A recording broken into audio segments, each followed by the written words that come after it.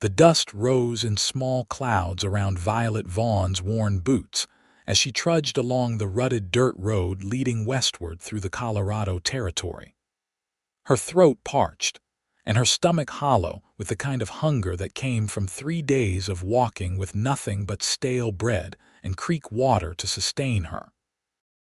It was the summer of 1876, and the world felt both impossibly vast and suffocatingly small as she made her way toward Aurora, a growing town she'd heard might have work for a woman willing to do anything honest to earn her keep.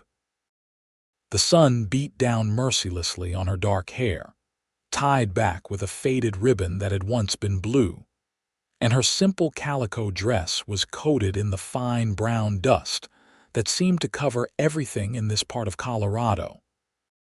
She'd left Kansas after her father's death 6 months prior, when the bank had taken their small farm and left her with nothing but the clothes on her back and a battered carpet bag that held her mother's wedding ring, a change of underclothes, and a tin cup.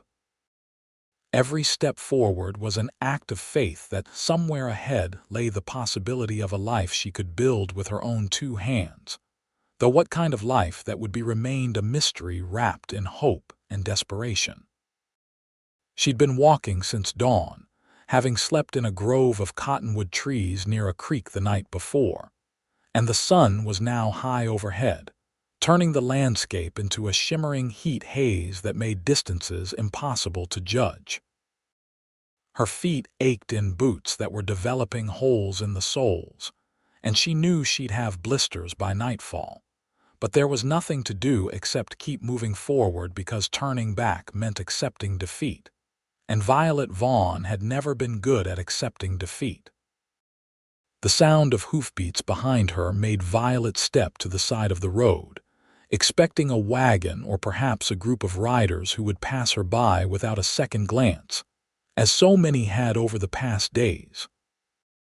Instead, a single horse and rider slowed as they approached, and she looked up to see a man astride a beautiful chestnut mare, his broad-brimmed hat shading a face that was sun-bronzed and angular, with eyes the color of storm clouds watching her with an expression somewhere between curiosity and concern. He couldn't have been much older than she was, perhaps 25 to her 22 years, and he sat his horse with the easy confidence of someone who'd spent more time in the saddle than on solid ground. "Madam," he said, tipping his hat slightly, his voice a low rumble that carried the hint of a Texas drawl.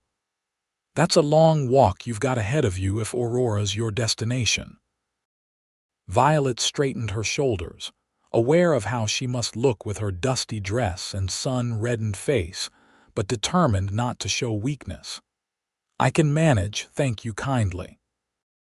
The cowboy studied her for a moment, his gray eyes taking in her worn boots and the way she favored her left foot slightly, where the worst of the blisters had formed. "Don't doubt you can manage, but that doesn't mean you should have to.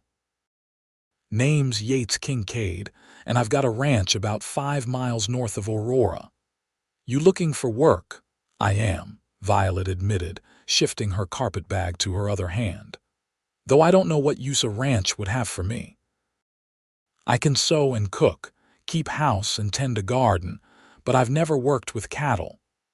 "The work you need is with me," Yates said, and there was something direct and honest in his voice that made her look up at him more carefully.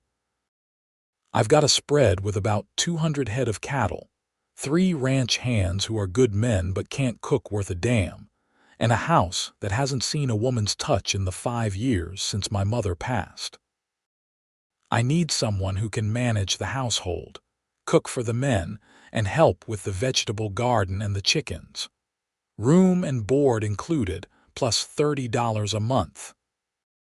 $30 a month was more than Violet had dared hope for, enough to save something toward a future while having a roof over her head and food in her belly. But she'd learned to be cautious, especially of offers that seemed too good to be true. "Why me?" "You don't know anything about me, and I could be a terrible cook for all you know." You've got honest eyes, Yates said simply.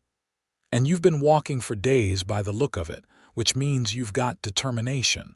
Those are qualities I value. If you turn out to be a terrible cook, I suppose we'll both survive, though the men might complain some. There was the hint of a smile at the corner of his mouth, the first crack in his serious demeanor. Violet found herself almost smiling back despite her exhaustion and wariness. I'm not a terrible cook. My mother taught me well before she died, and I've been keeping house since I was 14. Then climb up behind me, Miss Vaughn, Violet Vaughn. Miss Vaughn, let me take you to the ranch, show you what the situation is, and you can decide if it suits you. If it doesn't, I'll take you into Aurora myself, and you'll be no worse off than you are now.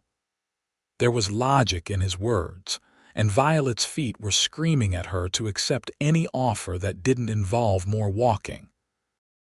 She studied Yates Kincaid's face, looking for signs of deception or ill intent, but found only a forthright steadiness that her instincts told her was genuine. "All right," she said finally. "I appreciate the offer, Mr. Kincaid." He dismounted with a fluid grace and offered his hand to help her up onto the mare behind the saddle. His hand was calloused and strong, the hand of a man who worked hard for his living, and Violet felt a strange flutter in her chest as she settled behind him. Her carpetbag clutched in one arm while her other hand tentatively grasped his shoulder for balance. It had been a long time since she'd been this close to anyone, and she was acutely aware of the solid warmth of him, the smell of leather and sage and honest sweat that clung to his shirt. "Hold on," Yates said, and urged the mare into an easy canter that ate up the miles with far less effort than Violet's aching feet had managed. The landscape rolled past in shades of brown and gold, dotted with scrub brush, and the occasional stand of trees marking where water could be found. In the distance, mountains rose purple and blue against the sky, their peaks still holding snow despite the summer heat in the valleys below. Violet had never seen mountains before coming west, and their grandeur still had the power to make her breath catch. After about 20 minutes of riding, Yates guided the mare off the main road onto a narrower track that wound between low hills. "The ranch is just over the next rise," he said over his shoulder. "It's not fancy, but it's good land with reliable water from a creek that runs year-round." When they crested the hill, Violet saw spread before her a valley where a creek did indeed glitter in the sunlight, lined with cottonwood trees that provided precious shade. The ranch house was a solid structure of wood and stone with a covered porch that ran along the front, and though it clearly needed some care, the bones of it were good. Beyond the house stood a barn, a bunkhouse for the ranch hands, and several corrals where horses and cattle grazed peacefully. Smoke rose from the chimney of the bunkhouse, and Violet could see a couple of men working near the barn, their figures too distant to make out clearly. "It's beautiful," Violet said without thinking, and felt Yates shift slightly in the saddle. "It's home," he said quietly. "My father started this place in 1858, back when Colorado was still a territory, and Aurora was barely more than a mining camp. He died 2 years ago and left it to me and my younger brother, but my brother had other plans. He's down in Denver working in a bank now, sends me a letter once a month telling me I should sell the ranch and join him in civilization." There was a thread of sadness in his voice, but also a stubborn pride.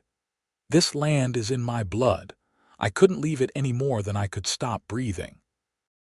Violet understood that feeling, remembered how she'd felt about her family's small farm before they'd lost it. "I think choosing what you love over what's easy shows strength of character, Mr. Kincaid." He glanced back at her, and his gray eyes held something warm. "Call me Yates. If you're going to be working here, we don't need to stand on formality. Then you should call me Violet." They rode down to the ranch house, and as they drew closer, Violet could see the details that told the story of a household without a woman's presence. The porch needed sweeping, the windows were dusty, and the vegetable garden that should have been thriving at this time of year was overgrown with weeds. But the structure itself was sound, and Violet felt a surge of something that might have been excitement at the thought of bringing order to this place. Yates dismounted and helped her down, his hand steady at her waist, and Violet tried to ignore the way her heart jumped at his touch. She was here for work, for survival, not for whatever foolish romantic notions her tired brain was trying to conjure. He was her employer, nothing more, and she needed to remember that. "Let me show you the house," Yates said, leading the way up the porch steps. The front door opened into a main room that served as both kitchen and living area, with a large stone fireplace dominating one wall and a sturdy table surrounded by chairs in the center. The furniture was well made but dust-covered, and dishes were piled in a basin near the washstand. Through doorways, Violet could see what looked like 3 bedrooms leading off the main room. "There are 4 bedrooms total," Yates explained. "My father built big because he hoped to have a large family, but it was just me and my brother in the end. You'd have your own room, of course, and the men sleep in the bunkhouse except for me. I stay in my father's old room." He gestured to a door on the left. Violet set down her carpetbag and walked slowly through the space, taking in the cast iron stove that looked well-maintained if dirty, the good copper pots hanging on hooks, the pantry that was surprisingly well-stocked with basic supplies. It was clear that Yates had the means to buy what was needed, but lacked the time or knowledge to turn those supplies into proper meals and a comfortable home. "How many men work for you?" she asked. "3 full-time. Jack and Pete have been with me since my father's time, and Miguel joined us last year. They're good men, honest and hardworking, and they'll treat you with respect or answer to me." There was a protective edge to his words that made Violet glance at him. "I can handle myself around men, Yates. I'm not delicate. Didn't figure you were, not after walking all the way from wherever you started. But it's important to me that you feel safe here. This will be your home too if you decide to stay." The word home settled into Violet's chest with a weight she hadn't expected. She'd been homeless for 6 months, drifting from town to town looking for work that never materialized because no one wanted to hire a young woman alone without references or family connections. The idea of having a place to belong, even if just as an employee, was almost overwhelming. "I'd like to try," she said softly, "if you're willing to give me a chance." "More than willing," Yates said, and his rare smile appeared again, transforming his serious face into something almost boyish. "Why don't you take some time to settle into your room, and then we can discuss the details of the work and such. I'll introduce you to the men at supper time." Violet chose a bedroom that faced east, where morning light would stream through the window to wake her. The room was simple but adequate, with a bed that had a corn husk mattress, a washstand with a chipped pitcher and basin, a small dresser, and even a chair by the window. After the nights of sleeping on the ground, it looked like luxury. She unpacked her few belongings, carefully placing her mother's ring in the drawer of the dresser, and then used the water in the pitcher to wash the worst of the dust from her face and hands. When she looked at herself in the small mirror above the washstand, she saw a young woman with dark brown hair that curled wildly despite her efforts to tame it, dark eyes that held more shadows than a 22-year-old should have, and a face that her mother had once called pretty, but that Violet thought was too angular, too serious, to merit the description. She changed into her one other dress, a faded green cotton that was slightly less dusty than the one she'd been wearing, and then made her way back to the main room. Yates was stoking the fire in the stove, and he looked up when she entered. "Thought you might want to see what supplies we have so you can plan for supper. The men will be expecting something around 6 o'clock, and I won't lie to you. They've been living on burned beans and tough beef for the past month since our last housekeeper left." "What happened to her?" Violet asked, moving to investigate the pantry. Mrs. Henderson was 70 years old and decided she wanted to spend her remaining years with her daughter in San Francisco rather than cooking for cowboys in Colorado. "Can't say I blame her." Yates leaned against the doorframe, watching as Violet assessed the supplies.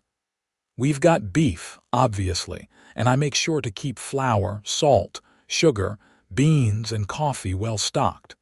There's also bacon, some dried fruit, and whatever vegetables you can coax from that garden." Violet found potatoes, onions, and some carrots that were starting to look a little sad but were still usable. "I can make a beef stew with dumplings," she said, already planning the meal in her head. "It won't be fancy, but it'll be filling and a sight better than burned beans." "Sounds like heaven," Yates said with genuine appreciation in his voice. "I'll be outside working with the men if you need anything. Just ring the bell on the porch when supper's ready." Left alone in the kitchen, Violet felt a sense of purpose that had been missing from her life for months. She tied an apron she found hanging on a hook around her waist and set to work, moving with the practiced efficiency her mother had instilled in her. She built up the fire in the stove, filled a large pot with water from the pump outside, and began preparing the vegetables. The rhythmic work of peeling and chopping was soothing, and as the stew began to simmer, filling the house with savory smells, Violet felt something inside her chest loosen slightly. She mixed flour and water for the dumplings, her hands remembering the proper consistency without her having to think about it, and then set about cleaning the kitchen while the stew cooked. By the time the sun was lowering toward the mountains and painting the sky in shades of orange and pink, the main room looked almost respectable. The dishes were washed and put away, and the stew was bubbling perfectly on the stove. Violet stepped out onto the porch and rang the bell, its clear sound carrying across the ranch yard. She watched as 4 figures emerged from various locations and made their way toward the house, their silhouettes backlit by the sunset. Yates was in the lead, and behind him came 3 men who looked at her with curiosity and hope in their expressions. "Gentlemen," Yates said as they assembled on the porch, "this is Miss Violet Vaughn, our new housekeeper. Violet, these are the men who keep this ranch running. Jack Sullivan has been my right hand for years." He gestured to a weathered man in his 40s with kind eyes and a graying beard. "Pete Morrison handles the horses better than anyone I've ever met." The younger man, who looked to be in his early 30s, nodded shyly. "And Miguel Cordero is the best hand with cattle in 3 counties. Miguel, who appeared to be around Yates's age, swept off his hat and offered a respectful nod. "Pleased to meet you all," Violet said, suddenly aware of how much responsibility rested on her shoulders to make this work. "If that smell is any indication, Miss Vaughn, we're the ones who are pleased," Jack said with a grin. "It's been a long time since this house smelled like home." They filed inside, and Violet served the stew and dumplings in generous portions, placing a basket of cornbread she'd managed to make in the center of the table. The men ate with the focused intensity of people who'd been living on inadequate food for too long, and the compliments they paid between mouthfuls made Violet flush with pleasure. Yates ate more slowly, but she caught him watching her several times with an expression she couldn't quite read. After supper, the ranch hands returned to the bunkhouse, full and grateful, while Yates stayed to help Violet clean up despite her protests that she could manage alone. They worked in companionable silence, and Violet found herself acutely aware of his presence in the space. The way he moved with careful deliberation, the occasional brush of his arm against hers as they navigated around each other in the kitchen. "Thank you," Yates said when the last dish was put away, "for taking a chance on us. I know it couldn't have been easy accepting a ride from a stranger and coming to a place you'd never seen." "I didn't have many choices," Violet said honestly, "but I'm grateful you stopped. I don't know how much farther I could have walked." "Why were you walking? What happened to leave you out on that road alone?" Violet hesitated, unused to sharing her story, but something about Yates's quiet attention made her want to tell him. "My father died 6 months ago. We had a small farm in Kansas, but he'd borrowed money from the bank to buy seed and equipment, and when he died, they called in the loan. I couldn't pay it, so they took everything. I tried to find work in town, but no one wanted to hire a young woman without references. I heard there were opportunities out west, that Colorado was growing and needed workers, so I used the last of my money to get as far as the stage would take me, and then walked the rest." "I'm sorry about your father," Yates said quietly. "Losing a parent is hard." Losing everything else at the same time must have been overwhelming.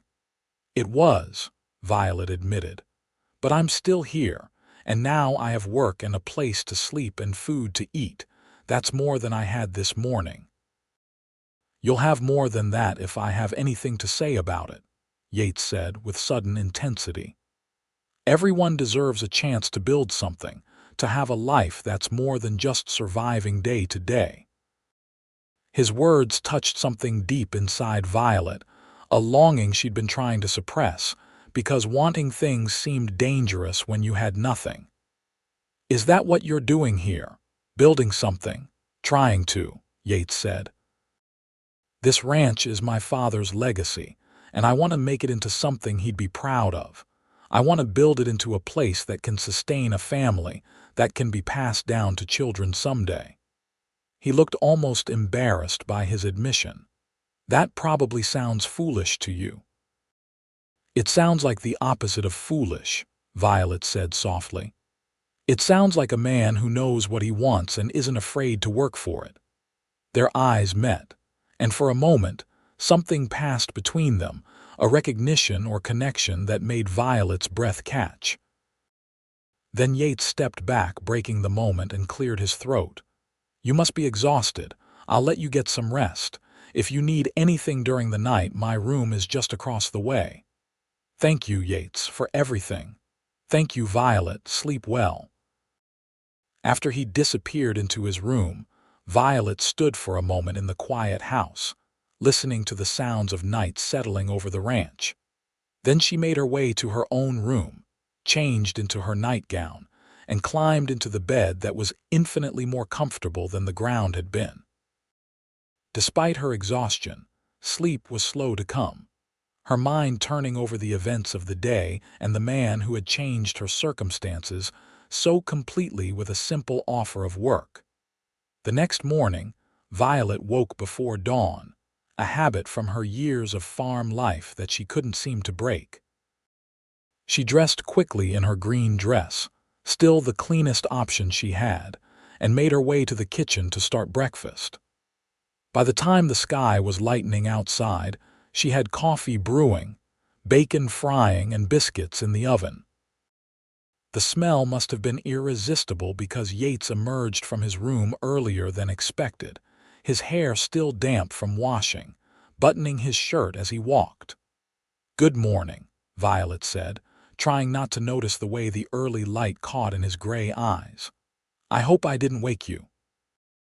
"No, I'm usually up by now anyway, but I can't remember the last time I woke to the smell of real breakfast." He poured himself coffee and took a grateful sip. "How did you sleep?" "Better than I have in months," Violet admitted. "Having a real bed and a roof overhead is a luxury I won't take for granted." Over the next weeks, Violet settled into the rhythm of ranch life. Her days began before sunrise and ended after the supper dishes were washed, but there was a satisfaction in the work that she'd never felt before. She cleaned the house from top to bottom, washing windows and scrubbing floors until the place gleamed. She tackled the neglected garden, pulling weeds and coaxing the remaining vegetables back to health while planning what to plant the following spring. She learned the preferences of each of the ranch hands, discovered that Jack liked his coffee strong enough to strip paint, that Pete had a sweet tooth and appreciated any dessert she could make, and that Miguel was homesick for his mother's cooking and lit up when she attempted to make tortillas using a recipe he described to her. But it was Yates who occupied more and more of her thoughts as the days passed. She learned that he was patient with the animals, firm but never cruel, and that he worked harder than any of his men despite being the owner. She discovered that he read books in the evenings, a passion he'd inherited from his mother, and that he had opinions on everything from politics to poetry that he shared with her during the quiet moments after supper, when they found themselves alone in the house. He never made her feel like just an employee. Instead, he treated her as an equal, valuing her opinions and thanking her for her work in ways that made her feel seen and appreciated. One evening, about a month after Violet had arrived at the ranch, she was putting away the last of the supper dishes when Yates came in from checking on a pregnant mare who was close to foaling. He looked worried, and Violet immediately set down the dish towel. "What's wrong?" "The mare is having trouble," Yates said, running a hand through his hair in frustration. "The foal is breech, and I'm not sure I can turn it on my own. I've sent Jack to fetch Doc Palmer from Aurora, but it'll be at least 2 hours before he can get here, and I don't know if we have that long." "What can I do to help?" Violet asked without hesitation. Yates looked surprised. "It's not going to be pleasant. There'll be blood and mess, and it's going to take strength."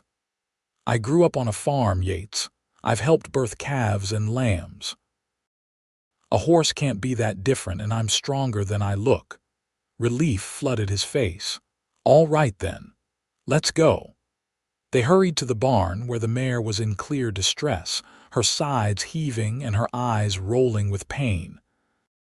Yates had laid out clean cloths and buckets of water, and he spoke to the horse in a low, soothing voice as he examined her again. "The foal's front legs are twisted back," he explained to Violet. "I need to reach in and try to straighten them so it can be born naturally, but it's going to take both of us. I'll need you to help keep the mare calm and to assist when I tell you." For the next hour, they worked together in intense concentration, Violet holding the mare's head and stroking her neck while murmuring reassurances, then helping Yates when he needed an extra set of hands. It was exhausting, messy work, and several times Violet thought they were going to lose both mare and foal, but Yates never gave up. His determination and skill were evident in every movement, and Violet found herself admiring not just his competence, but the gentleness with which he treated the suffering animal. Finally, with a rush of fluid and blood, the foal emerged, limp and not breathing. Yates immediately began rubbing it vigorously with clean cloths, and Violet held her breath, praying silently.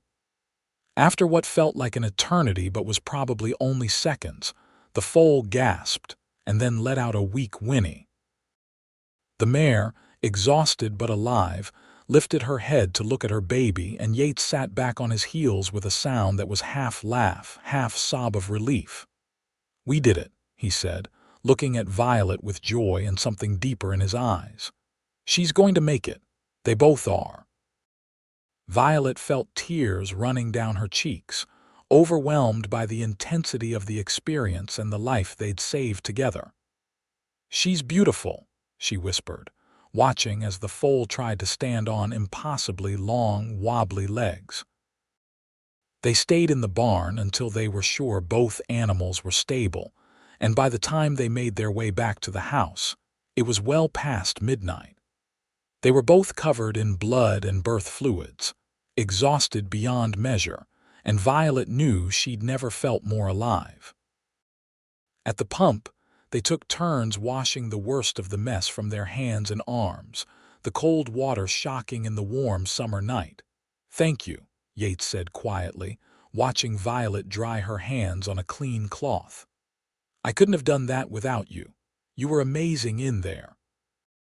"We make a good team," Violet said, and meant it in ways that had nothing to do with birthing foals. Yates stepped closer, and in the moonlight his eyes were almost silver. "Violet, I need to tell you something. These past weeks, having you here, it's been more than just having a housekeeper. You've brought life back to this place, made it feel like a home again. But more than that, you've made me feel things I didn't expect to feel." Violet's heart was pounding so hard she was sure he must be able to hear it. "What kind of things?" "The kind that make me think about the future differently," Yates said, his voice rough with emotion. "The kind that make me want to be a better man. The kind that make me hope you might feel something for me too." "I do," Violet whispered, hardly able to believe this was happening. "I've been trying not to, because you're my employer and I didn't want to presume or make things complicated. But I can't help it, Yates. You're a good man, and being here with you feels like coming home in a way I've never experienced before." He reached out and cupped her face gently in his calloused hands. "Can I kiss you?" "Yes," Violet breathed, and then his lips were on hers, soft and searching, and the world seemed to tilt on its axis. She'd been kissed before, quick stolen moments behind the barn at church socials back in Kansas. But nothing had prepared her for the way kissing Yates made her feel, like she was both completely safe and thrillingly alive all at once. His arms came around her, pulling her close, and she melted against him, her hands fisting in his shirt. When they finally broke apart, both breathing hard, Yates rested his forehead against hers. "I want to court you properly, Violet. I want to do this right. Will you let me?" "Yes," Violet said again, laughing with pure happiness. "Yes, I'd like that very much." From that night forward, their relationship changed and deepened in ways that felt both natural and miraculous to Violet. Yates courted her with a quiet intensity that took her breath away, bringing her wildflowers he picked on his morning rides, reading poetry aloud to her in the evenings, asking about her dreams and listening with genuine interest when she shared them. They talked for hours about everything and nothing, discovering the ways they were similar and different, learning each other's histories and hopes.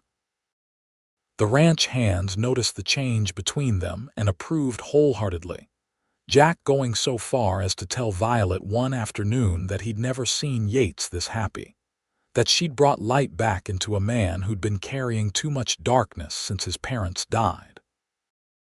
Violet treasured those words, held them close during the moments when doubt crept in, and tried to tell her that this happiness couldn't last.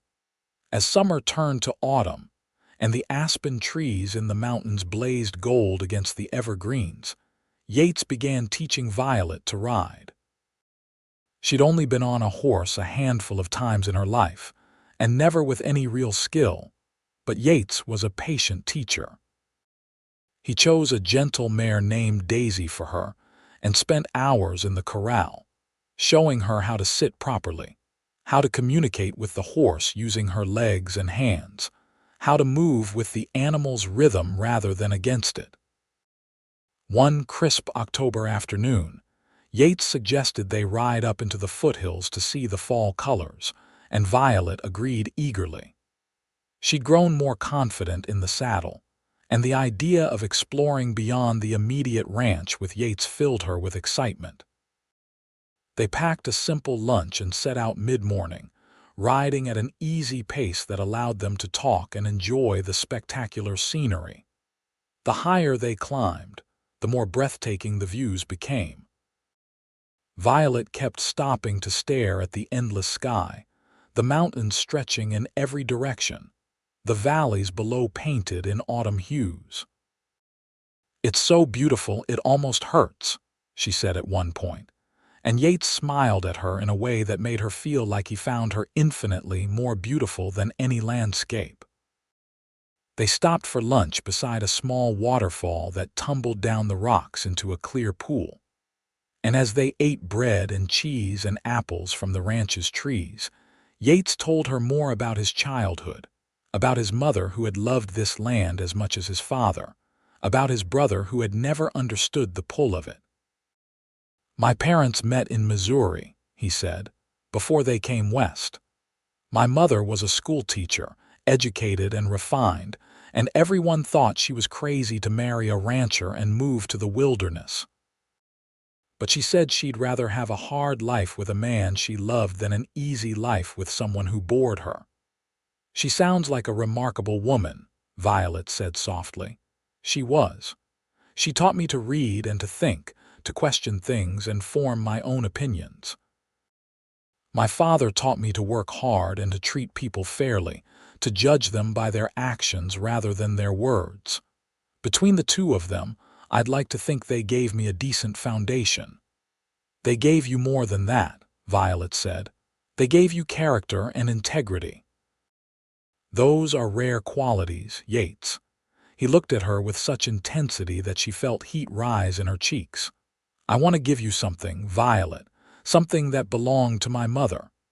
He reached into his pocket and pulled out a small object wrapped in a handkerchief. When he unfolded it, Violet saw a delicate gold ring set with a small sapphire that caught the light like a piece of captured sky. "Yates," she breathed, hardly daring to hope. "I know we haven't been courting for long," Yates said, his voice slightly unsteady. "And if you think I'm rushing things, I'll wait as long as you need. But Violet, I've never been more certain of anything in my life than I am that you're the woman I want to spend the rest of my days with. You're strong and kind and brave, and you make me want to be the best version of myself. Will you marry me? Will you let me spend the rest of my life trying to make you as happy as you've made me?" Tears were streaming down Violet's face, but she was smiling so hard her cheeks hurt. "Yes," she said, her voice breaking with emotion. "Yes, Yates, I'll marry you. I love you so much it scares me sometimes, but it's the best kind of fear, the kind that comes from knowing you've found something precious and wanting to protect it." He slipped the ring onto her finger, and it fit as if it had been made for her. Then he was kissing her again, and Violet felt like she was flying, like she'd stepped off a cliff and discovered she had wings. They held each other for a long time beside that waterfall, making promises and plans, imagining the future they would build together. They were married 6 weeks later in Aurora's small church, with Jack, Pete, and Miguel in attendance along with most of the town, which had been eager to meet the young woman who had captured Yates Kincaid's heart. Violet wore a dress she'd sewn herself from fabric Yates had insisted on buying her in Denver, a soft blue cotton that matched the sapphire in her ring, and she carried wildflowers that Pete had picked that morning. Yates wore his best suit, and when he saw her walking down the aisle, the look on his face made Violet feel like the most beautiful woman who had ever lived. The ceremony was simple but heartfelt, and when the minister pronounced them husband and wife, Yates kissed her with such tenderness that several women in the congregation sighed audibly. The celebration afterward was held at the ranch, with the whole community contributing food and drink, and Violet danced with her new husband under the stars, feeling happier than she'd ever imagined possible. Their wedding night was a revelation of tenderness and passion, Yates treating her with such care and reverence that Violet felt treasured in a way she'd never experienced. He was patient with her nervousness, taking time to make sure she felt safe and loved. And by the time the sun rose the next morning, Violet understood what it meant to be truly joined with another person, body and soul. Life as Yates's wife brought new responsibilities and new joys. Violet continued to manage the household and cook for the ranch hands, but now she also worked beside her husband in other ways, helping with the bookkeeping, offering opinions on ranch decisions, and gradually learning more about the cattle business.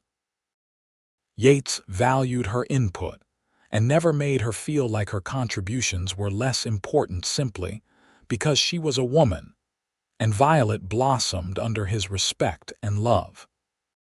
Their first winter together was harsh, with snow that piled up to the windows and temperatures that plummeted below zero. But the ranch house was warm and cozy, and Violet discovered that she loved this season of quiet intimacy, of evenings by the fire with Yates reading aloud while she sewed or knitted. They talked about expanding the herd in the spring, about building a larger barn, about the children they hoped to have someday.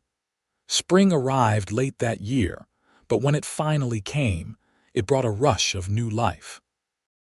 The cattle had calves. The mare who had nearly died gave birth to another healthy foal, and Violet discovered she was pregnant. She told Yates on an April morning when the wildflowers were just beginning to bloom, watching his face transform from surprise to wonder to pure joy. He picked her up and spun her around, laughing like a boy, and then set her down gently, suddenly afraid he might have hurt her. "I'm pregnant, not made of glass," Violet said, laughing at his anxious expression. "I'm going to get much bigger than this before the baby comes." "I don't care how big you get," Yates said, his hands splayed protectively over her still flat stomach. "You'll be beautiful and you'll be carrying our child. Nothing could make me happier." The pregnancy progressed smoothly, and as summer turned to autumn again, Violet's belly grew round and full. Yates was attentive to the point of being comical, insisting she rest more than she needed to and worrying whenever she showed the slightest discomfort. Jack teased him mercilessly about it, saying he'd never seen a man more nervous about impending fatherhood, and even Violet had to laugh at how anxious her normally calm husband became. When her time came on a cold November night, it was faster than anyone expected. Yates sent Pete racing to Aurora to fetch the doctor, but the baby wasn't willing to wait. Violet labored through the night with Yates beside her, holding her hand and murmuring encouragement, and just before dawn, with only her husband and Jack's wife Martha, who had rushed over when she heard to help, Violet gave birth to a healthy baby boy. The moment Yates held his son for the first time, Violet saw tears streaming down his face. "He's perfect," he whispered, his voice thick with emotion. "You're perfect. Thank you, Violet. Thank you for this gift." They named him Thomas Kincaid, after Yates's father, and called him Tommy from the start. He had his father's gray eyes and his mother's dark hair, and from the beginning, he was the center of their world. Yates was a devoted father, changing diapers and walking the floor with Tommy during colicky nights without complaint, and Violet fell even more deeply in love with her husband as she watched him with their son. The years that followed were full and rich, marked by the rhythms of ranch life and family. Tommy grew into a bright, curious boy who loved the horses and followed his father around like a shadow. When he was 3, Violet gave birth to twin girls, Sarah and Emma, who had their mother's dark eyes and their father's stubborn determination. The house that had once seemed too large was suddenly filled with noise and laughter and the beautiful chaos of children. Yates expanded the ranch gradually, always careful not to overextend, and by the time Tommy was 10, the Kincaid Ranch was one of the most successful in the region. But despite their prosperity, neither Yates nor Violet ever forgot where they'd come from or how they'd found each other. They employed people who needed work, giving chances to those who might otherwise have been overlooked, and Violet made sure there was always room at their table for someone who needed a meal. Tommy grew into a responsible young man who loved the ranch as much as his father did, and there was never any question that he would take over the operation someday. The twins were 16 now, beautiful young women who had inherited their parents' best qualities. And though they attracted plenty of attention from the young men in Aurora, they were in no hurry to marry, preferring to help their mother with the expanded garden and the small school Violet had established on the ranch for the children of the workers. One evening in late spring, when the cottonwoods were leafing out and the creek was running high with snowmelt, Yates and Violet sat on the porch after supper, watching the sun set over the mountains. Their children were inside, Tommy reading to his sisters from a book of adventure stories, and the sound of their laughter drifted out through the open windows. "You ever think about that day I found you walking along the road?" Yates asked, reaching over to take Violet's hand. "I think about it often," Violet admitted. "I think about how desperate I was, how uncertain of everything. And then you rode up and offered me work, and my whole life changed in an instant." "The work you needed was with me," Yates said, repeating the words he'd spoken all those years ago. "But it turned out the work I needed was with you too. You saved me, Violet, just as much as I saved you, maybe more." "We saved each other," Violet said softly, squeezing his hand. "And we built something beautiful together. Not just the ranch, but this family, this life. I couldn't have imagined any of this back then, but I'm so grateful for every moment." "I love you," Yates said, his voice still holding the same intensity it had the night he first kissed her. "I've loved you from the moment I saw you on that dusty road, determined and brave and refusing to give up. I'll love you until the day I die and beyond." "And I love you," Violet said, tears in her eyes as she looked at this man who had given her everything, who had seen past her worn dress and blistered feet to the woman she was inside. "You gave me a home when I had none, hope when I was despairing, and love when I thought I'd be alone forever. You're the best thing that ever happened to me." Yates Kincaid. They sat together as the stars began to appear in the darkening sky, comfortable in the silence that came from years of knowing each other completely. Inside the house, their children's voices rose and fell, and somewhere out in the barn, a horse whinnied softly. The ranch that had once been just Yates's dream was now their shared reality, built with hard work and sustained by love. As the years continued to pass, Violet and Yates grew old together, their hair turning gray and their faces etching with lines that told the story of a life well lived. Tommy married a schoolteacher from Aurora and brought her to live on the ranch, giving Violet and Yates their first grandchildren. Sarah became a teacher herself, taking over the school her mother had started and expanding it. Emma surprised everyone by developing a talent for working with horses that rivaled Pete's, and she eventually married Miguel's son and stayed on the ranch as well. Through it all, Violet and Yates remained each other's anchor and compass, their love deepening and evolving but never diminishing. They celebrated anniversaries and births, weathered losses and setbacks, and always found their way back to each other. On their 50th wedding anniversary, their children and grandchildren threw them a celebration that brought people from all over Colorado. The ranch house, which Yates and Tommy had expanded over the years, was filled with laughter and music, and Violet wore a new dress in the same blue as her wedding dress had been. Yates, still handsome despite his 75 years, took her hand and led her outside to the porch where they'd spent so many evenings together. 50 years, he said wonderingly. Half a century since I found you on that road.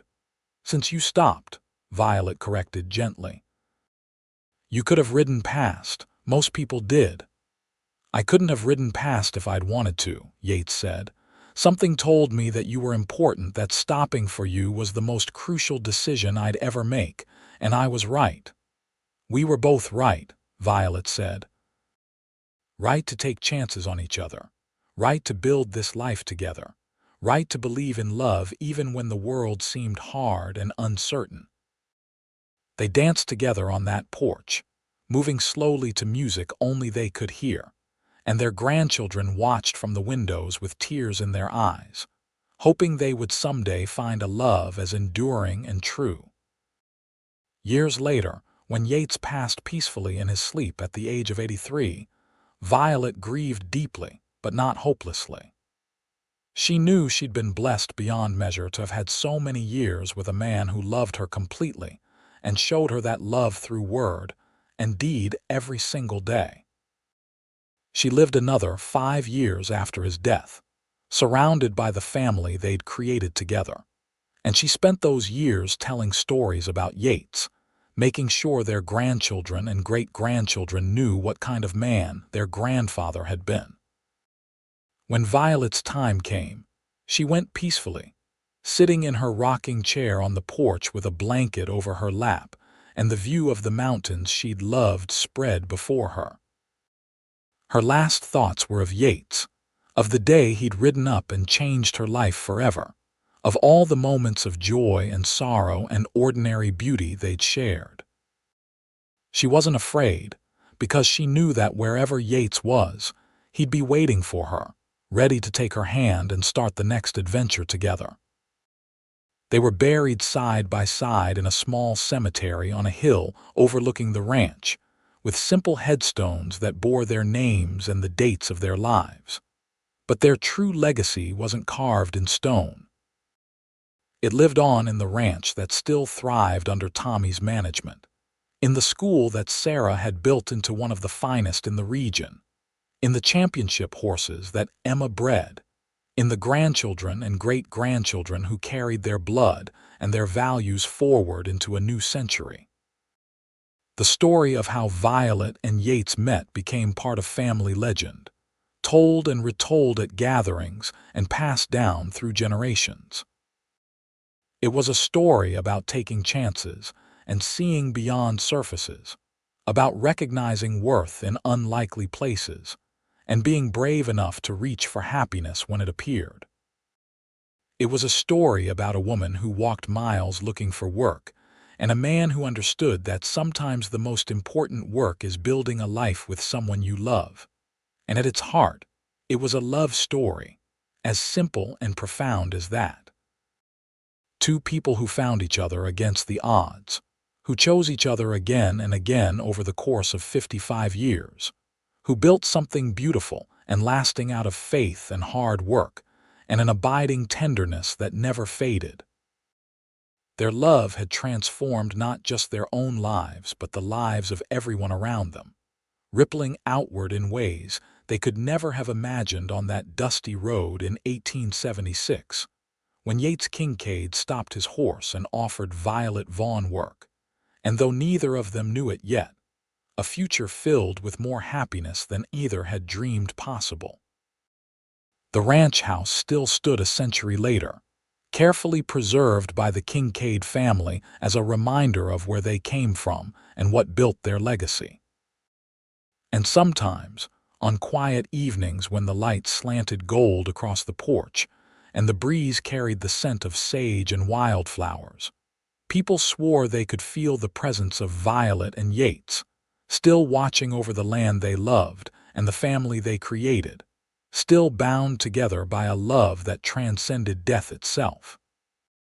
Their story reminded everyone who heard it that miracles could happen on dusty roads in Colorado, that kindness offered to a stranger could change the course of a life, and that true love, when nurtured and cherished, could last not just a lifetime but for all eternity. It was a story worth telling, worth remembering, worth holding close to the heart as a reminder that even in the hardest times, when the road ahead seems endless and hope is hard to find, something beautiful might be just around the next bend, waiting to transform everything. The work Violet had needed was with Yates, but it turned out to be so much more than work. It was partnership and passion, companionship and commitment, laughter and tears, and everything that made life worth living. It was coming home after years of wandering, finding safety after months of fear, discovering love when she'd thought she might spend her life alone. And for Yates, finding Violet had been the answer to questions he hadn't even known he was asking, the missing piece that made his life complete, the woman who transformed his house into a home and his existence into something meaningful and joyous. Together, they proved that love could thrive in harsh conditions, that two people working side by side could accomplish more than they ever could alone, and that the greatest adventures weren't found in faraway places, but in the daily choice to love and support and believe in each other. Their marriage had weathered droughts and blizzards, financial struggles and personal losses, the inevitable conflicts and misunderstandings that came with sharing a life. And it had emerged stronger every time because they never forgot the fundamental truth that had brought them together in the first place. They were better together than apart. In the end, the story of Violet Vaughn and Yates Kincaid was exactly what a love story should be. A testament to the power of human connection, the importance of taking chances, and the enduring truth that sometimes the best things in life come from the most unexpected encounters. It was a reminder that love, real love, wasn't about grand gestures or fairy tale perfection, but about showing up day after day, supporting each other through the hard times, celebrating together in the good times, and building something meaningful that would outlast both partners and continue to touch lives long after they were gone. And so the legacy lived on, passed down through children and grandchildren and great-grandchildren, each generation adding their own chapter to the story, but always remembering where it began. With a woman walking miles to find work and a cowboy who rode up and said the words that changed everything. The work you need is with me.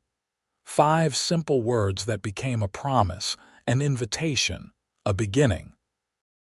5 words that led to a lifetime of love and a legacy that would endure for generations, proving that sometimes the most profound journeys begin with a single moment of courage, a willingness to trust, and 2 hearts brave enough to take a chance on each other.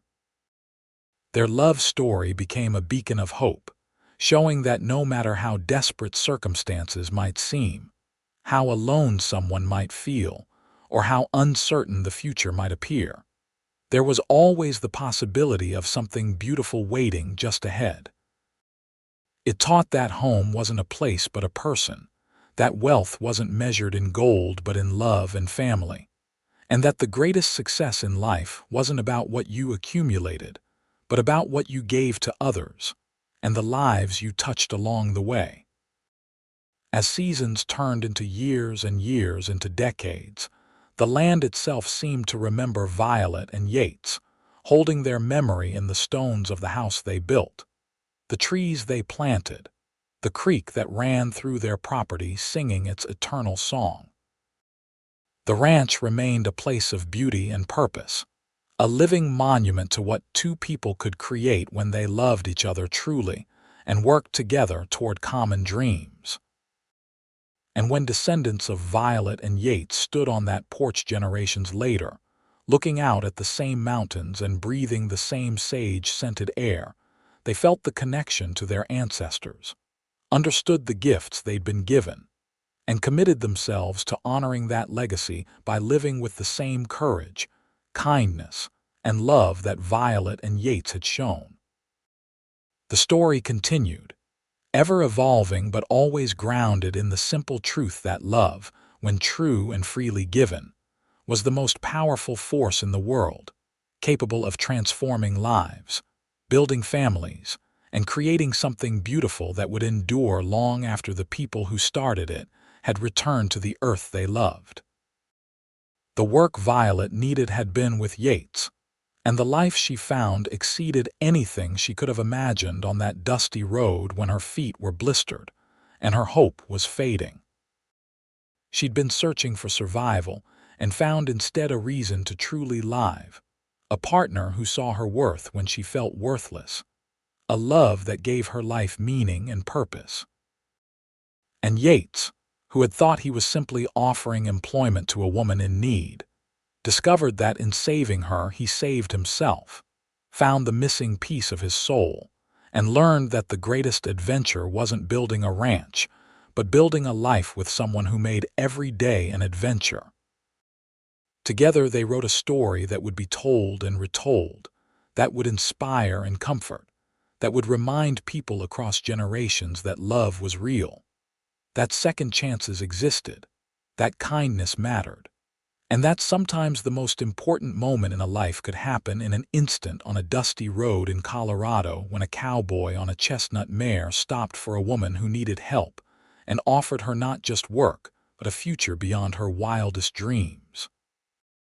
Their story was complete, their love eternal, their legacy secure in the hearts and lives of everyone they touched. And that, in the end, was the greatest success anyone could hope for.